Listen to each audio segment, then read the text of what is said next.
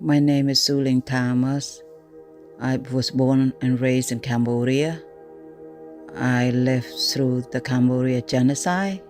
In April 1976, when the Khmer took over Cambodia, I was 13 years old and my whole life changed.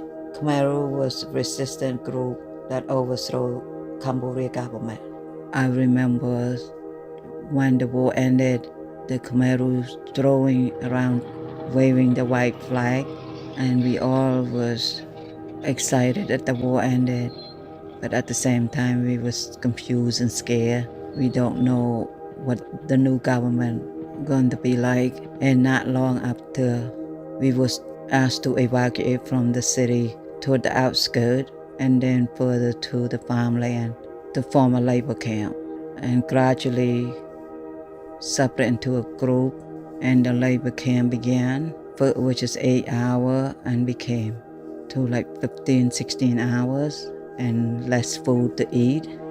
The teenager was separated from their parent to the different location, and then the younger group of kids was taken away from their parent to a different location for work.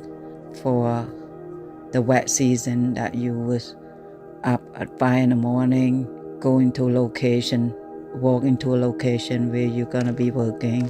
Could be an hour walk, and then you was there from the sunrise until sunset, and the water, growing rice, and you only allow 2 meals a day, and it was portion control. We constantly starving. There's plenty of food, but we don't allow to touch it.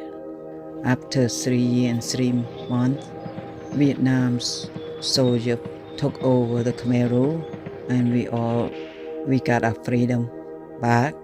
But there was a lot of killing during that time also.